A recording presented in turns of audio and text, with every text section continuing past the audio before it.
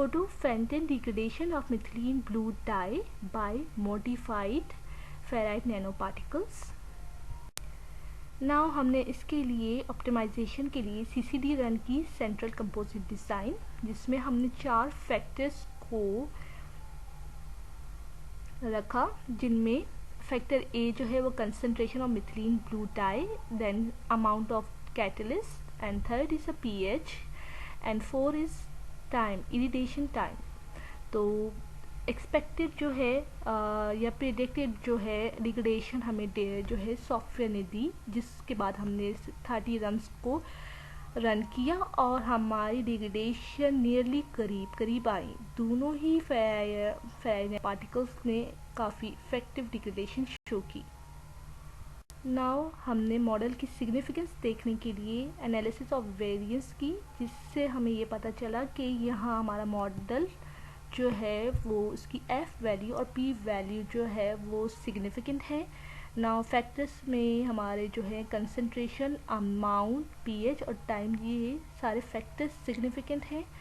और इंटरेक्शन के point of view से देखें तो हमारा AB, AC, AD और BC जो है वो सिग्निफिकेंट फैक्टर इंटरेक्शन जो है वो रखते हैं। इसी तरह लेक ऑफ फिट जो थी वो नॉन सिग्निफिकेंट था। इसका मतलब हमारा मॉडल बोथ सैम्पल्स के लिए जो है वो फिट है। 3D surface plot of ferrite निकल फेराइट नैनो पार्टिकल्स, जबकि फर्स्ट है हमारा यहाँ पे AB जो है वो A जो है concentration of methylene blue and B है जो है कैटलिस्ट की डोसेज। तो यहाँ पे हम 2 फैक्टर्स की आपस में इंटरेक्शन देख रहे हैं, बाकी फैक्टर्स को हम कांस्टेंट रख रहे हैं, जैसे कि टाइम 120 और pH जो है वो एसिडिक pH है मिनिमम 3। नाउ हम यहाँ पे जो डिग्रेडेशन देखते हैं, रेड जो है वो हाईएस्ट डिग्रेडेशन बता रहा है, yellow medium and green low.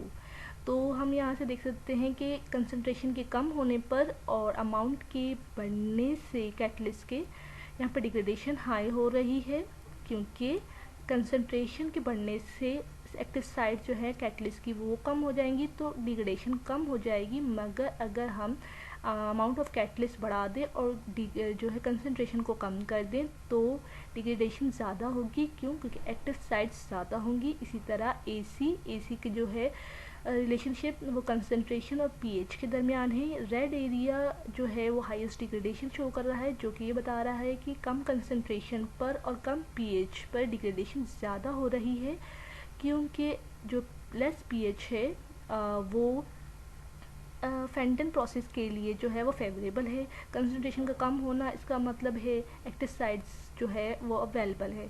Now other जो फैक्टर्स इसमें थे, अमाउंट और टाइम वो वही सेम फिक्स है। कैटलिस्ट का जो 0.02 ग्राम और टाइम जो है वो 120 मिनट। नाउ हम AC को देखते हैं। AC अगेन कंसंट्रेशन A जो है वो कंसंट्रेशन ऑफ मिथिलीन ब्लू है, C जो है वो टाइम है, irritation time. Now red region बता रहा है कि टाइम के ज़्यादा होने से और कंसंट्रेशन के कम होने से हमें हाईएस्ट डिग्रेडेशन ऑब्टेन होती है, और कंसंट्रेशन अगर हम बढ़ाएंगे तो एक्टिव साइट कम होंगी, डिग्रेडेशन कम हो जाएगी। इसी तरह अगर हम कंसंट्रेशन लो कर लें और टाइम बढ़ा दें तो इसका मतलब है फोटोकैटालिसिस की ड्यूरेशन बढ़ गई और डिग्रेडेशन हाई हो गई। और नाउ BC जो है वो B जो है अमाउंट ऑफ कैटलिस्ट है, अमाउंट, और C जो है वो pH है, और अदर फैक्टर्स कांस्टेंट है यहाँ पर, जैसे कि कंसंट्रेशन ऑफ मिथिलीन ब्लू जो कि मिनिमम 10 रखी गई, और pH जो है वो वेरी कर रही है। तो pH लो pH पर और अमाउंट के बढ़ने पर डिग्रेडेशन ज़्यादा हो रही है। सिमिलरली यहाँ पे भी कोबाल्ट फेराइट नैनो पार्टिकल्स के केस में अदर फैक्टर्स के लिए हम रिमेन रखते हैं और 2 फैक्टर्स को स्टडी करते हैं। AB, जैसे कि AB में concentration of methylene blue and amount of catalyst है। सेम जो है कंसंट्रेशन के कम करने से और अमाउंट कैटलिस्ट की बढ़ाने से जो है वो डिग्रेडेशन हाई हो रही है, क्योंकि अमाउंट बढ़ रहा है तो एक्टिव साइट बढ़ रही है, और डिग्रेडेशन के लिए जो है कंसंट्रेशन अगर कम है तो इसका मतलब है कि जो है सारे एक्टिव साइट्स ऑक्यूपाई भी नहीं है, फ्रीली अवेलेबल हैं। नाउ हम AC की बात करते हैं, कंसंट्रेशन और pH की। कंसंट्रेशन के कम करने से और pH के कम करने से रेड रीजन जो हम देख रहे हैं उसमें हम ये नोट कर रहे हैं कि डिग्रेडेशन ज़्यादा हो रही है। नाउ AD जो है वो कंसंट्रेशन है और टाइम के दरमियान जो है इंट्रैक्शन है। रेड रीजन बता रहा है कि टाइम जो है वो बढ़ाने से 120 रखने से और कंसंट्रेशन को कम करने से हाईएस्ट डिग्रेडेशन ऑब्टेन होगी। और अदर जो फैक्टर्स हैं जैसे कि pH और अमाउंट ऑफ कैटलिस्ट वो कांस्टेंट है, pH यहाँ पर हमने कम रखेंगे और जो अमाउंट है 120 टाइम जो है वो वेरी कर रहा है। नाउ B और C जो है वो है अमाउंट और pH की रिलेशनशिप है। उसमें BC में रेड रीजन हमें बता रहा है कि अमाउंट बढ़ाने से और pH को कम करने से जो है हाईएस्ट डिग्रेडेशन ऑब्टेन होगी। प्रोसेस की ऑप्टिमाइजेशन के लिए हमने न्यूमेरिकल टूल यूज़ किया जिसने हमें ये बताया कि मिनिमम जो है हम कंसंट्रेशन अगर 20 रखते हैं, अमाउंट 0.02 ग्राम कैटलिस्ट की यूज़ करते हैं, pH को 4.5 यूज़ करते हैं और टाइम 120 मिनट और तो हमें डिग्रेडेशन 99% तक ऑब्टेन हो सकती है। इसके लिए मॉडल को वैलिडेशन के लिए हमने 3 ट्रायल्स रन किए जिनने इसी सिमिलर कंडीशन पर हमें 99% डिग्रेडेशन दी जो कि इस मॉडल को वैलिडेट करती है। फोटोकैटालिटिक एक्टिविटी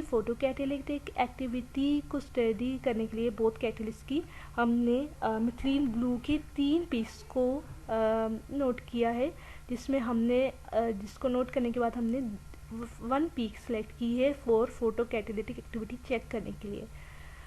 फर्स्ट जो है हमारे पास जो लैम्डा मैक्स है या क्रोमोफोरिक पीक है जो कि 664 पर है। Then second peak auxochromic peak है जो 300 के अराउंड आ रही है और थर्ड पीक जो है वो शोल्डर पीक है जो कि डायमंड की फॉर्मेशन की वजह से हो जाती है 617 पर, मगर क्योंकि शोल्डर पीक हमने डायमंड फॉर्मेशन के थ्रू हो रही है तो हम इसको कंसिडर नहीं करेंगे। हम 2 पीक्स को देख सकते हैं, एक क्रोमोफोरिक और ऑक्सोक्रोमिक पीक। ऑक्सोक्रोमिक पीक को हम इसलिए प्रेफर नहीं कर रहे क्योंकि हमारे रिएक्शन मीडियम में जो कि हाइड्रोजन पेरोक्साइड यूज़ किया है वो भी सेम 200 पर जो है वो एब्जॉर्बेंस शो कर रहा होता है। तो हम यहाँ पर डिग्रेडेशन को ऑक्सोक्रोमिक पीक प्रेफर नहीं करेंगे कि डिग्रेडेशन या फोटोकैटालिटिक एक्टिविटी चेक कर सके अपने कैटलिस्ट की। नाउ हम क्रोमोफोरिक पीक की बात करते हैं तो क्रोमोफोरिक पीक जो है उसकी लैम्डा मैक्स p है। तो क्रोमोफोरिक जो पीक है उस पे इन्फ्लुएंस नहीं है तो वहाँ से हम जो है फोटोकैटालिटिक एक्टिविटी चेक करते हैं। जैसा कि वक्त के साथ जब डिग्रेडेशन हो रही थी तो पीक की इंटेंसिटी कम हो रही थी जिसकी वजह से हम कह सकते हैं यहाँ पे हाइपोक्रोमिक शिफ्ट ऑब्जर्व हो रहा है और हाइपोक्रोमिक शिफ्ट जो है हमारे कैटलिस्ट की फोटोकैटालिटिक एक्टिविटी को शो करता है कि वक्त के साथ जो डिग्रेडेशन बढ़ रही है, रेट ऑफ रिएक्शन बढ़ रहा है, ये हमारे कैटलिस्ट की फोटोकैटालिटिक एक्टिविटी है। जैसा कि यहाँ पर देखा गया है कि मिथिलीन ब्लू का जो कलरलेस हो गया तो ये इस क्रोमोफोरिक पीक जो है वो बहुत मिनिमम बहुत करीब 0 के अराउंड पहुँच गई।